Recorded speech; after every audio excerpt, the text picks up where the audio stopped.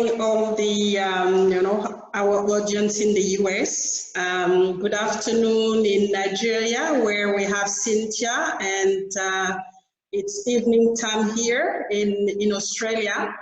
I'm really, really excited to be back, and I have some amazing guests today. And so thanks for tuning in. My name is Mireille Tulekima.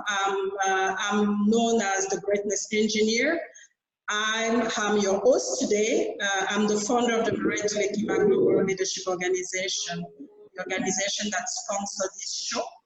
And in Mireille Tulekima Global Leadership Organization, we are about empowering individuals and organizations. So what we do, we inspire them to really take control of their life, of their success. We give them the tools to define and design their own success and become the best that they can be. So it's really about excellence and really taking massive action. And this show is in line with this philosophy. Today we have two guests from the US, Bob and Molly. And Cynthia is supposed to join us later from Nigeria. So just a little bit about, the guests. I mean, they're gonna go in detail and present themselves and tell you what they do and talk a little bit about their story later on. I'll start with Molly. So Molly is based in Washington, D.C., and she's an innovative problem solver, as she told me.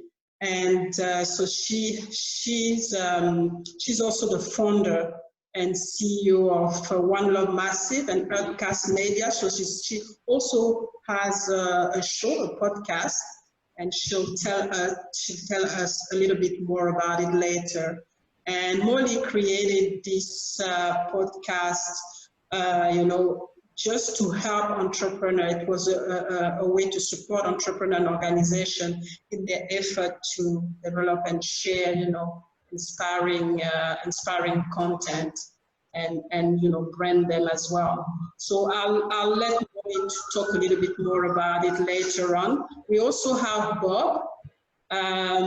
Bob is based in Florida, I heard, and is a professional, award-winning speaker, an author, an encouragement engineer. So he's going to explain to us what it means. So that's the first time I hear about this term, serving corporate, collegiate, sales, and youth organization with encouraging keynotes and workshop presentation. So he's done a lot of things, so I'll leave it to him to tell us about his diverse professional background. And so what I can just say from what I know from Bob, the little I know from Bob, is that it can relate to many audiences through his personal and professional struggle and success. So Bob and Molly, welcome. Welcome to the Greatness Engineering show. And first of all, I would like to ask you, if you can please present yourself to our audience in a bit more details. Tell them who you are, what you do, and a little bit of your story, and we'll build on that.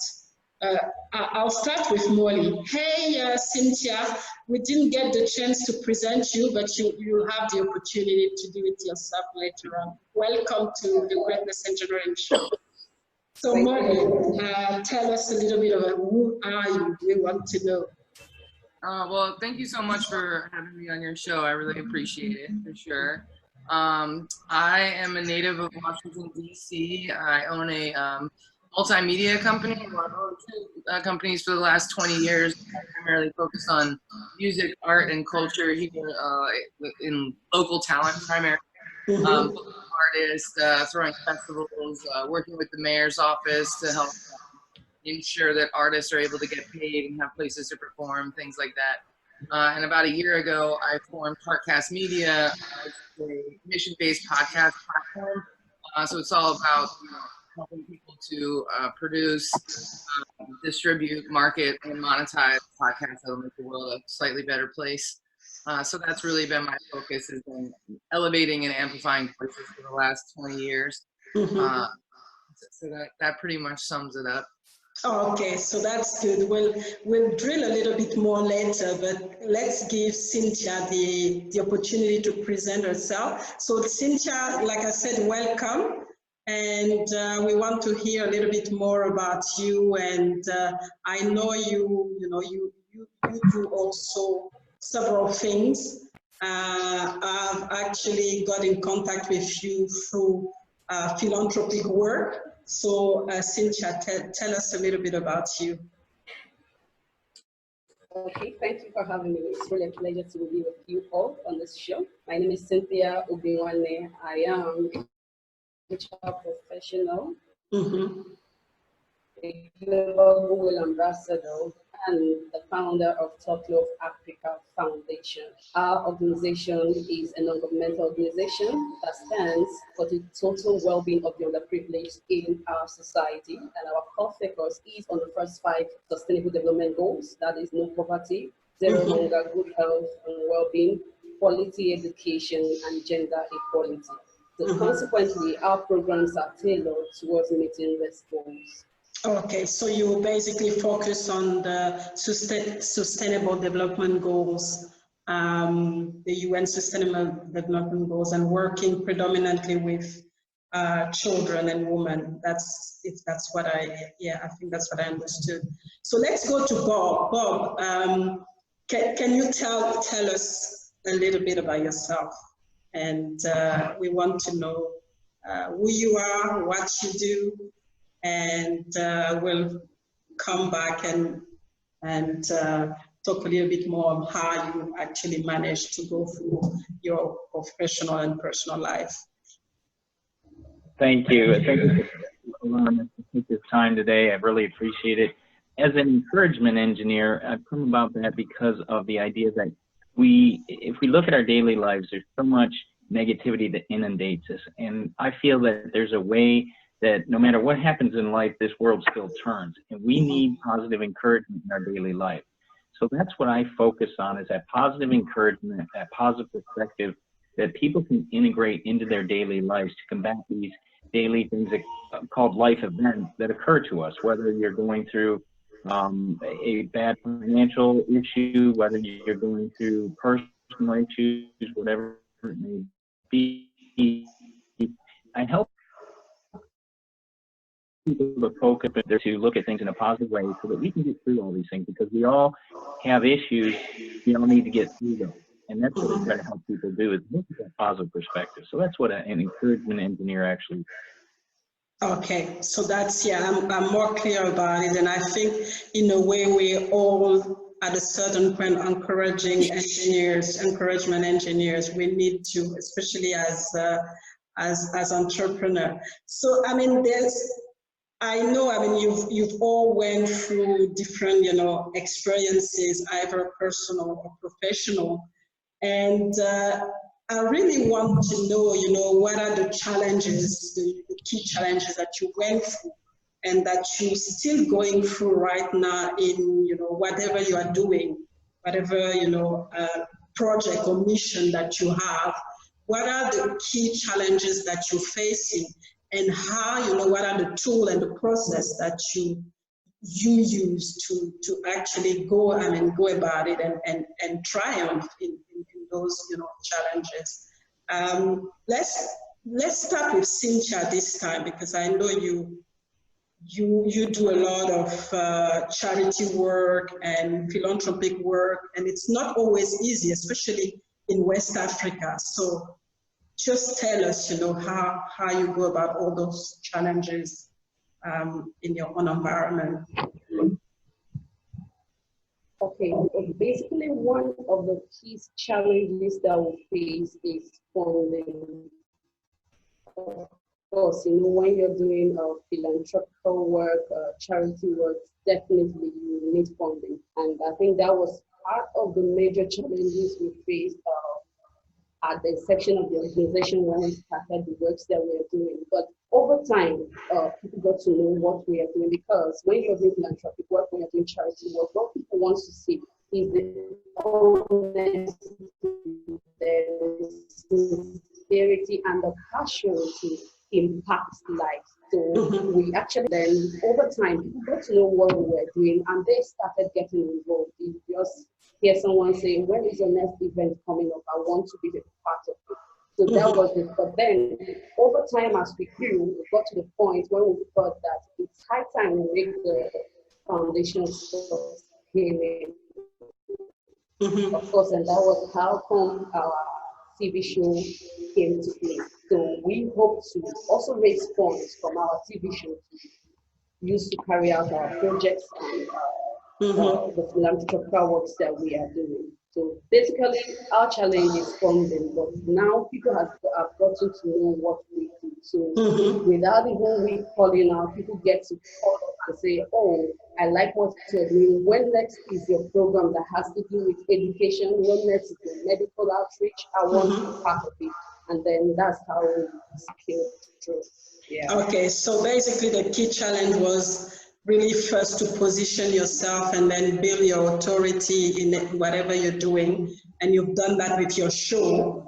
And then now you kind of have people reaching out a little bit more because they're more clear about what you do.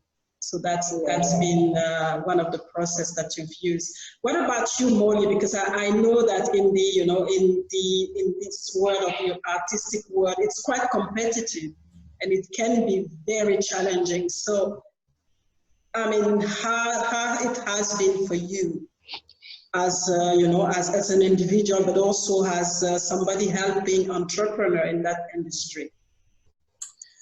Well, it was very challenging when I was working with local artists and musicians primarily. The goal was to support the artistic community and get more local artist gigs and enrich the area and try to slow down some of the gentrification and everything that was happening and the displacement still happening. But it was really difficult to make that sustainable. There were a lot of successful events. There's a lot of beautiful things. I infused $500,000 in bookings with the local economy there with art, but it wasn't sustainable because most communities, even if they say they want local artists, there's actually infrastructure there to support it. Like in DC, you have to spend thousands and thousands of dollars to get a permit to do a free party. You can't do community events without spending thousands of dollars. And you're government. You're not giving it to the events. And so it made it really, really difficult. So for me, trying to make it sustainable is almost impossible. So that's when I decided to take those skills that I had. We recorded 85 bands in 105 podcasts in 7 months, and I figured out how to do that without any post-production. And so I realized that I could pivot and sell these services to businesses, brands, nonprofits, government arms, people who have marketing budgets. And then take the skill set and the intellectual property that I developed in the way that we produce this content, but is the people that are able to pay for them. So that way I can continue to do the good work in the community, like the Music Task Force and working with the mayor and making sure that these laws aren't predatory and racist in nature. And so that way I'm able to help sustain the community that I care about without it draining me completely, which is a really big topic when you look at activists and people who are doing work that doesn't necessarily involve a paycheck. It's really hard to not burn out, especially when you're doing the right thing. It's hard. Yeah, I can imagine. It's just like what Cynthia was saying. I mean, when you do things in the philanthropic area, I mean, at the beginning you have nothing but your passion basically, and you have to create those, find the tools, find the process, make the connections to really make things work and be really patient, because like you said, I mean, sometimes it's not sustainable, but you have to keep going, and and it can be a killer. So we'll come back to this. Just want to know a little bit about Bob challenges, in encouraging people and in working with entrepreneurs. What are the key challenges and what are you struggling with, and how do you actually go about managing and solving the different problems that you are confronted with? Yeah, what I see is a lot of in the corporate environment is, they're drinking from a fire hose. A lot of environments, especially in the IT environment that I'm familiar with, I've been in IT for over 25 years, you're constantly under the gun, under pressure, you have to stay under budget. You may not have funding for training, you may not have funding for proper projects, and you got to do it as fast as possible and as quickly as possible. But at the same time, people need to realize people are people. And that's the key to in the group, is we're people first. The project will get done, but you got to make sure the pressure isn't hurting the people. You've got to make sure that people see the positive outcome from the project, because they're looking at the immediate situations of what's going on now. And so they're focused on, okay, I got to get this task done, but then there's this, and this, and they see a bunch of negatives. And helping people to overcome those obstacles and see the value in overcoming those obstacles, because tomorrow will still come. And we need to go after those achievements, but we also have to focus on the fact that, we, as people in the IT industry, we need to sleep. So many times we'll be doing a project, we get inundated, and even I'm sure with some of your, Molly and Cynthia's events, you're constantly thinking about, okay, how can we grow this? How can we make it better? How can we look at this scenario so people will fund us, so people will understand the value we bring? And that's a if you will, a struggle that is often, even in the corporate environment, is how does that value integrate into what the people are doing? If you're looking at corporate profits, are you under budget? Are you getting something done? But as people, they're the ones getting this done, and you've got to look at that scenario of how are they accomplishing it? How is their attitude? We have a team focused on product and knowing that together we can get something done. That's a much higher value, much better accomplishment rate, because everybody's going through the thick of it together. And when they finish, it's like they know they've got a solid team. They've got a cohesive team that can work through anything. And that's the value I try to show in the corporate environment. I also work with students, college students as well. A lot of times they're struggling on what to do, where to go. The realization that, when they finish school, they've got to get out there and actually get a job and understanding that value. Because being in a university environment is one thing, but when you get out into the real world, it's a whole nother dynamic. And sometimes it scares students. You have to weigh that option and help them to realize the value they have through their education and applying that into real world scenarios. And so I do that a lot with college students and university students as well. So basically what you're saying is that at the end of the day, whatever the challenges that you face, you have to stay focused on, on the value that you bring and realize that you're dealing with people. So the most important thing is to focus on the people and on the relationship or connection that you have with those people. To make things work, and then with time, obviously things start to work because it's all about people. I like that because sometimes we forget in this materialistic type of environment that we've actually developed a bit everywhere. We forget that it's mostly about people, and then material will follow if you keep bringing the right value and you have the right value. Dealing with people and dealing with different situations. So, given all those challenges that you have, so what are I would say, what would you tell somebody who is, what advice would you give to somebody who's actually struggling right now in any, aspect of their personal or professional life, and who actually have been failing and are trying to recover from severe failing, and you can actually talk about any example in your own life or in your own professional, personal life and, you know, people actually finding it very hard to rebound from a challenging situation. Molly, what are the advice that you, I mean, based on your own personal journey, and you can actually also talk about any story that actually, you know, brought those advice to you as well in your personal life. For sure. I mean, I think, you know, there's no win or lose, it's just win or learn. And so, you know, quite often your greatest success comes right after your greatest failure. So you just have to know when to stop doing this not working. You know, I talk to people about this a lot, but, you know, the best thing about being an adult is, like, you don't have to play the clarinet anymore, you know? Like, you can pick the instrument that you want to play, and I think that, like, we get into this zone of thinking that we have to follow this path, and then if we stop, what are people going to think? If I move back in with my parents, people are going to judge me, like, whatever it might be. Or I can't quit this job, or I hate this job, but I don't, you know, it's like, hey man, you know, we waited our whole childhood to be able to do what we want to do.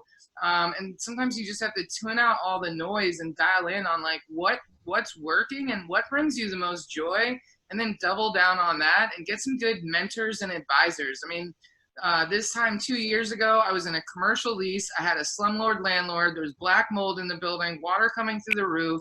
I was like $100,000 in debt. I had tons of people, like, you know, who I was responsible for some reason. And I just, you know, I had a bunch of health issues. I mean, it was really, really difficult. I was really stressed. And it was in that moment that I just, I reverse Oprah'd my life, and I was like, you gotta go, and you gotta go, and you gotta go. I'm not responsible for any of you. I'm only responsible for myself. And stop doing everything that wasn't working, and just double down on the stuff that brought me joy. And, you know, I think in hindsight, like, I have no regrets. Like, we had a 3-story building. I built a recording studio, a podcast studio, a live music stage, a retail space. We elevated the entire block. We employed people. I mean, it was wonderful. It wasn't a mistake. It wasn't a failure. It just wasn't something I was supposed to keep doing. And that process of just being willing to stop, that's when everything started to change. And I think in hindsight, you know, my best advice is to get some advisors. You know, if you have a nonprofit, you have a board of directors. Like, you can't just make decisions. You have to run it through people. You have to vet those. It can't be related to you. I mean, it's a process. But as an entrepreneur, you can just go sign a lease and get yourself into a big mess and not even realize it. And as entrepreneurs, like, sometimes we have to go against the grain. Like, everybody will tell us that we're crazy, but there's a success there because they don't think the same that we do. But sometimes it's a bad choice, right? A slight group of advisors that you can say, hey, should I sign this commercial lease? Because if I had done that, you know, they would have said, absolutely not, do not sign this lease. I got I saw that building. It was across the street from the historic theater. I wanted it. I got it. I did it. And at the end of it, I was like, man, I probably should have asked some people smarter than me. And so that's the best advice you can do. It's like, figure out what it is you want to do, and then go at it, like, reverse engineer and be strategic about it. You know, we keep ourselves busy and we don't really have a purpose. And I think that, like, being really focused and having clear goals, not saying yes to everything, being okay with saying no is really, really important as an entrepreneur. So that's, yeah, so a couple of really good, you know, good advice, you know, really be focused, you know, and have a purpose, because sometimes we actually don't plan anything. I mean, we are very, you know, good at planning, you know, a trip somewhere or whatever. When it comes to our own life, we actually forget to plan. So that's the first thing to do. Like you said, being very strategic about it. And then just, you know, in those moments where, you know, we hit an obstacle, and that's, you know, this vision and purpose that we have actually keep us going. And so very powerful, you know, very powerful advice from, you know, to take from Molly as well. What about Cynthia? What about yourself? I mean, you know, you've actually went through a lot as well as, you know, a philanthropist. So what advice would you give to anybody who's actually struggling and really, struggling to come back and are completely negative about everything right now. Okay, so I think I have to pick up one thing that Molly said. She said having a clear purpose. So first, you have to have a clear purpose. You need to know what you want and why you are doing what you are doing. Because if you don't have an answer to the why, then you might just keep failing. Remember, failure isn't like to zero everything down that you can't do it. For me, I believe failure is just more like another opportunity to even try harder. So if you know your why, that will be a motivating factor to continue the process till you achieve what you want to achieve. Now, taking for instance from my story regarding SDG for quality education. Initially, when we started a campaign that was Progress for Quality Education. And the campaign was majorly to focus on the education aspect of it, to help underprivileged children, out-of-school children, and all that with school materials, and also sensitize them on the importance of education for the ones that don't even want to go to school. And when we started that campaign, yes, of course, we made some reasonable progress. The number of persons that needs to get this message, the number of lives that needs to be impacted. We had to go back to the drawing table to think of a better way to make much more impact. And of course, that was when we made that campaign a global campaign. So what did we do? We leveraged on the SDG Goal 17, which is partnership. We brought people on board and we made this campaign go global. So currently now the campaign is in about 38 countries with thousands of participants across the world.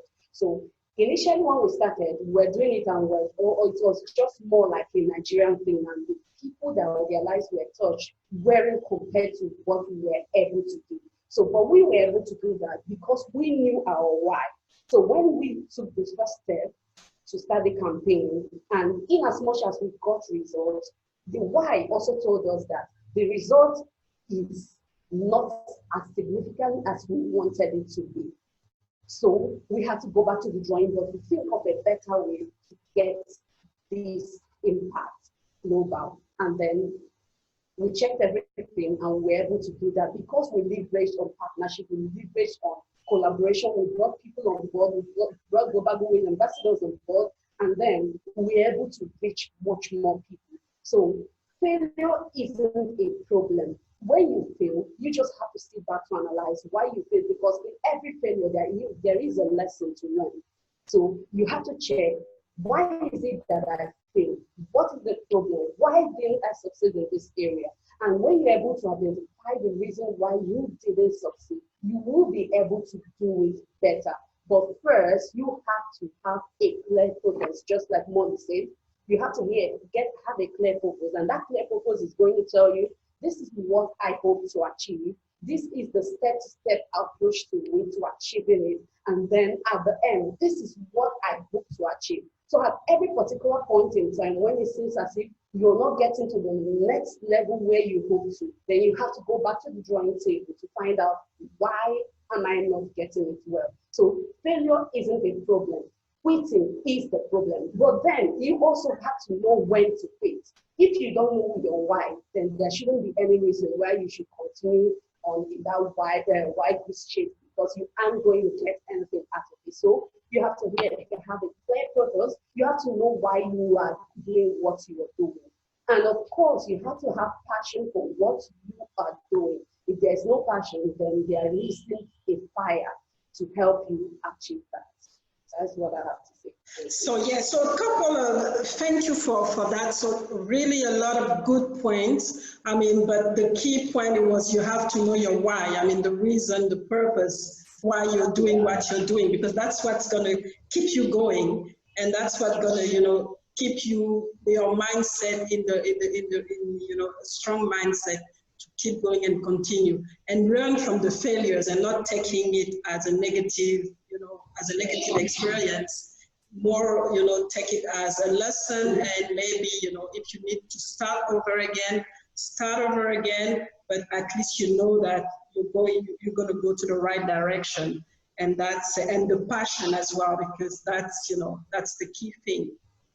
If you're not passionate about what you're doing, I mean, you don't have the energy, you don't have the focus, and it's just all going in the drain. So after all those really good points, Bob, just want to hear about your side of the, of the story, your side of the advice and the stories that, you think would help somebody who is in distress right now and completely discouraged, and doesn't know what to do. Well, Molly and Cynthia, I just want to very valid, because you bring up some great things. You got to have passion for what you're doing. You've got to know when to say no. Those are critical.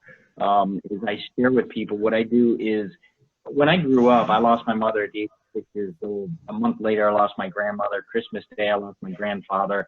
My parents were older, so I went through the life experience of death very early on in life. I learned that, you know what, I have to keep going. I can remember it as vivid today as it was the day it happened. I was getting ready for my mother's funeral, and the sun was still coming up. And I could still see myself getting ready. And that just dawned on me that, you know what, the world's still turning. The world still keeps going.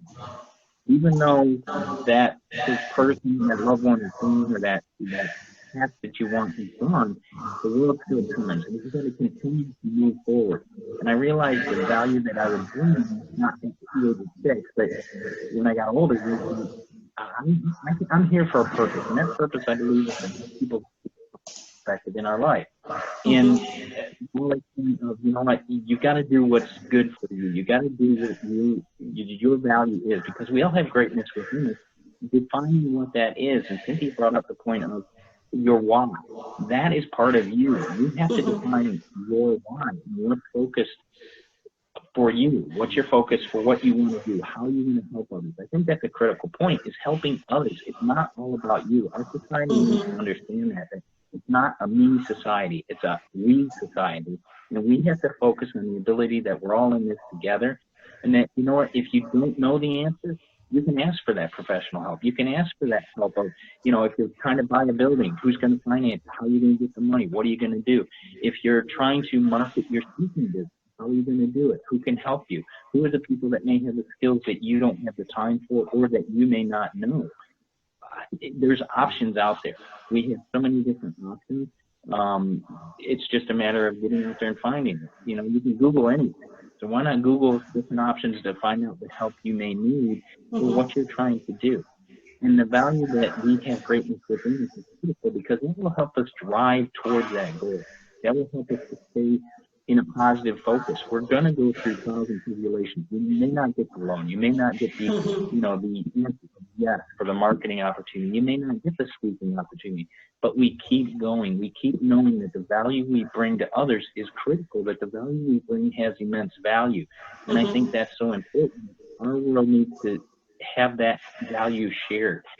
So many people want to, they're in it for me, they hold their cards this close to their chest. Open up a little bit. You can't receive if your hands are in fist. You open up like this, you receive a lot more. So that's, so a couple of new points that you brought is that, just realizing that it's not just about you. So even if, you are you're not in a good space, it's a we world. So you have to look at it as, you are connected to other people and you can reach out for help. And I think it's been mentioned, but the key thing is, like I took from what you said, is that it's a we world. It's not about me. And you told us. I mean, people tend to think that, okay, I have to protect my space. It's all about me. I'm just gonna, try to be safe in my own environment. And yet, it's just not about us, and this world is just unlimited. So there's no way you're going to contain everything as one human being. So I love it. I really love this, this concept, and I hope the audience actually, they're going to take notes. That's definitely, I think it's just so amazing what we learned today. Building up on that. I want to know what are the, you know, the pillar of your success, you know, based on whatever you've told us now, you know, based on any personal experience or professional experience. And what do you think are those, you know, the specific roadblocks that people need to watch out for as an individual or as an entrepreneur, if you prefer? Cynthia.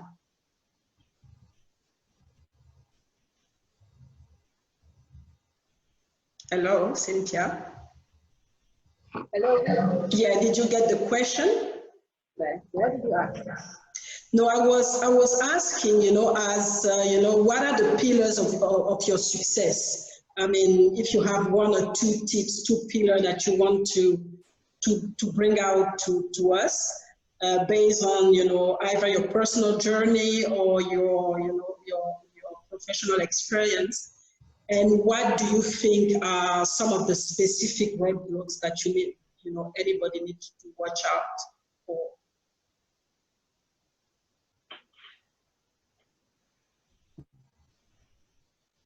Still lost her. Okay, so I'll start with Molly then, because I think we've lost Cynthia again. Hello. Sorry, Cynthia, I had to start with Molly because I lost you at some point. So we're going to come back to you, and we'll let Molly first tell us what are the pillars of success and what are the key roadblocks that we need to watch out for.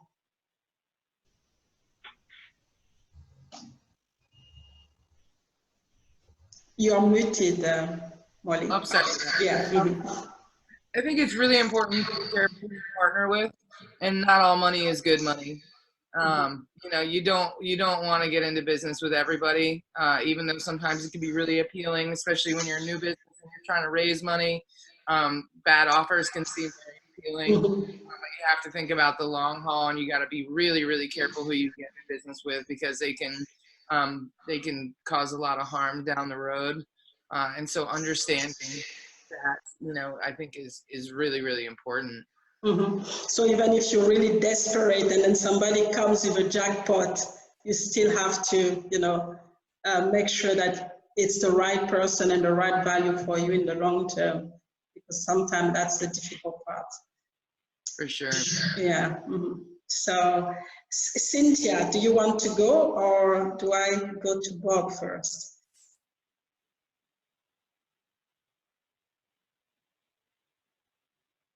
Cynthia? Okay. So you asked the pillar.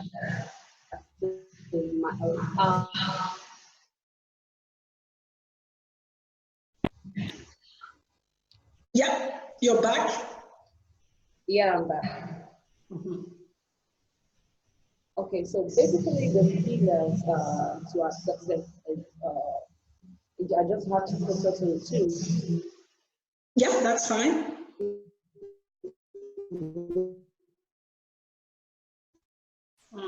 If you believe in what you do, no matter whatever obstacle you face, you're still able to stand through. Do.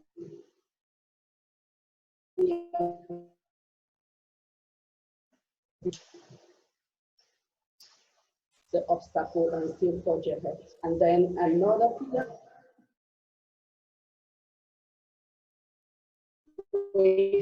by what we do.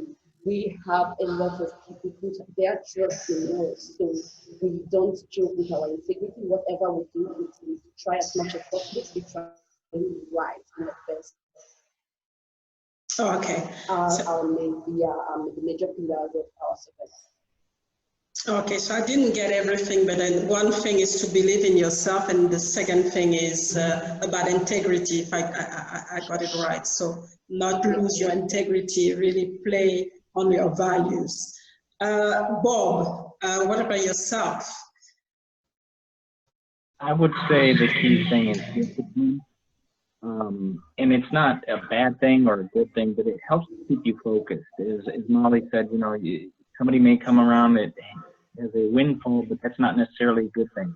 if you have discipline, it helps you stay focused towards what you need to achieve.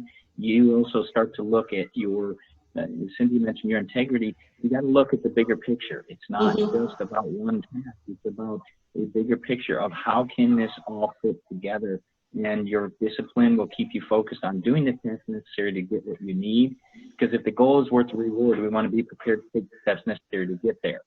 And that's critical. It will help you to see that, you know, you're going to do due diligence to look at who's getting involved, what you're doing, how are you doing it, what's the bigger picture.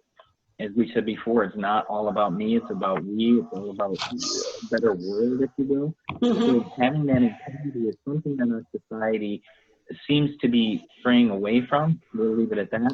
And we need more of that. We need to have an integrity piece that helps us to focus on the good things, focus on a positive outcome, not just for you as a, you know, an individual business owner, but as a group, as a whole, as a society. What are we doing that will make a better outcome for our world?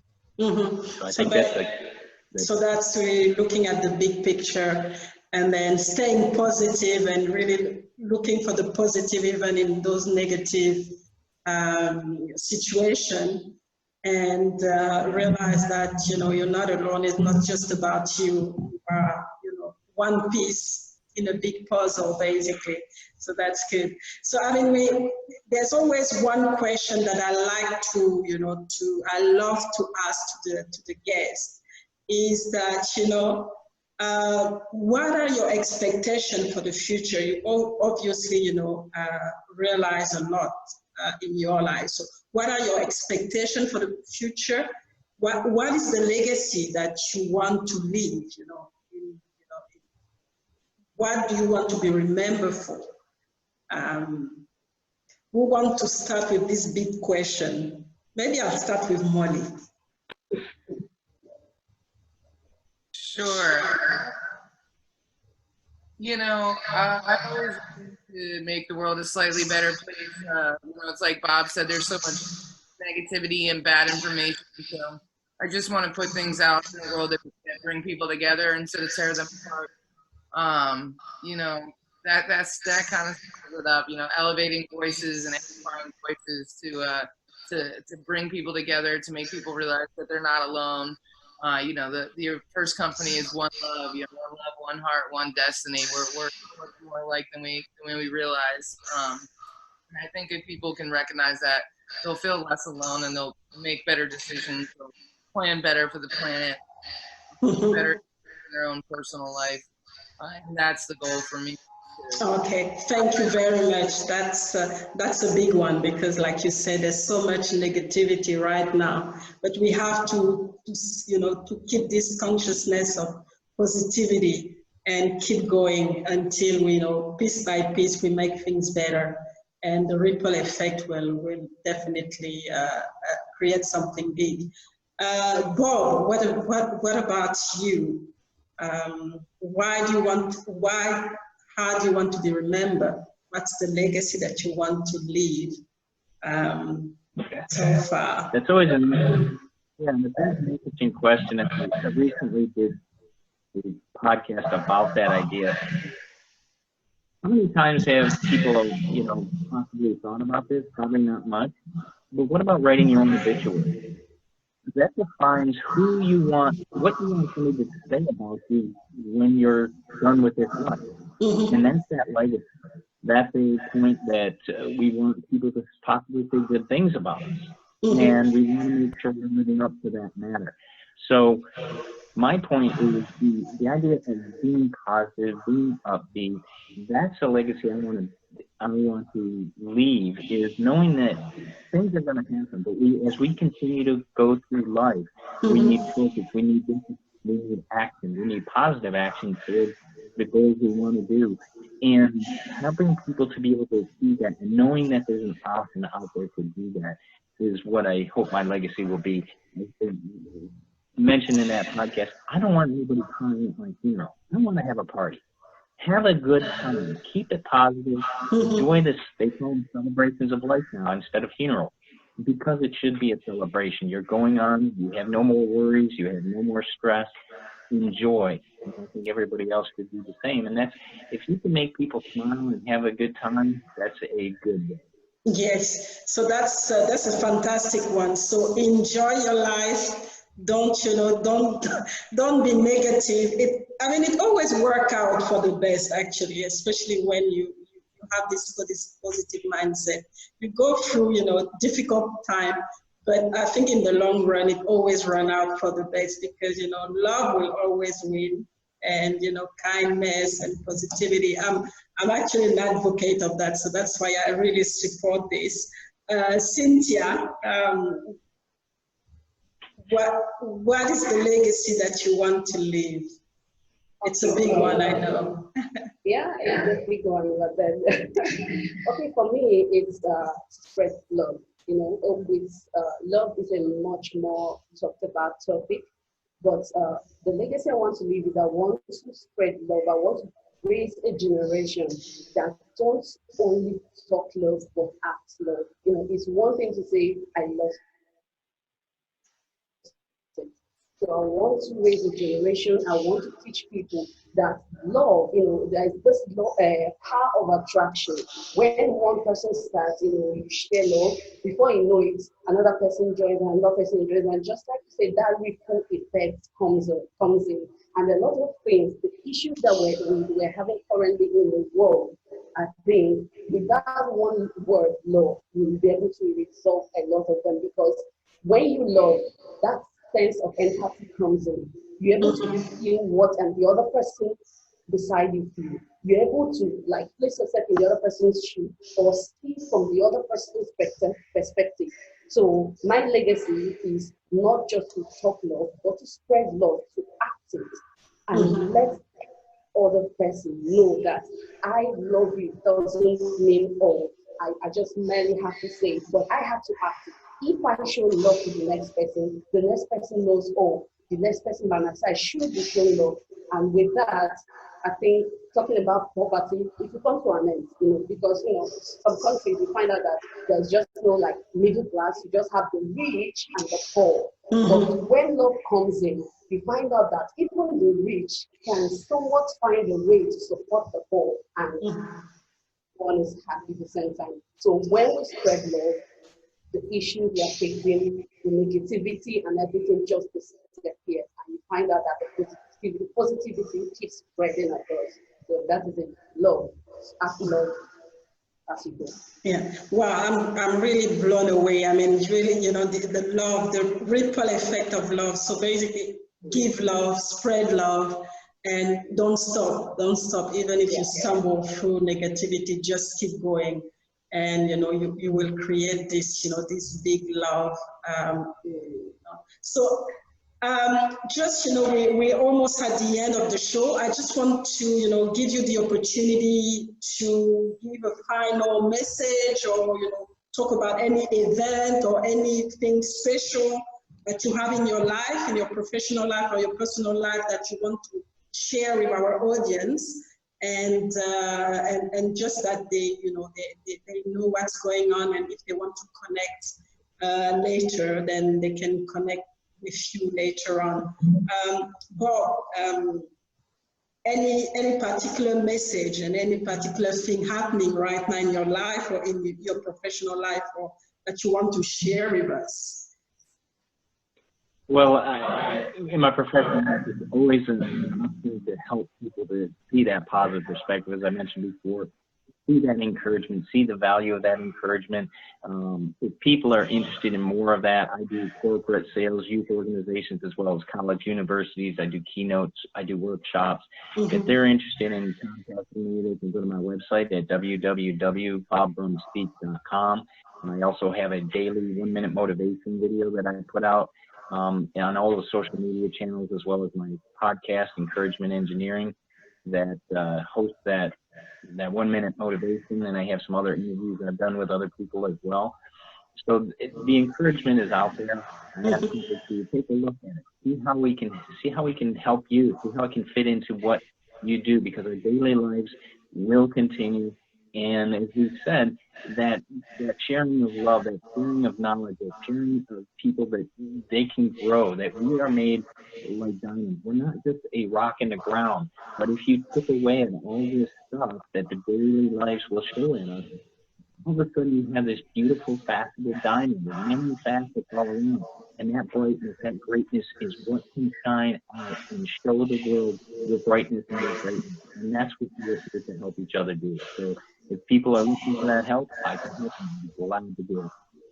Okay, so if you want to get the right encouragement, please get in contact with Bob and get this, to get this mindset of positivity and determination. So thank you, Bob. Cynthia, any particular message or something that you want to share with our audience?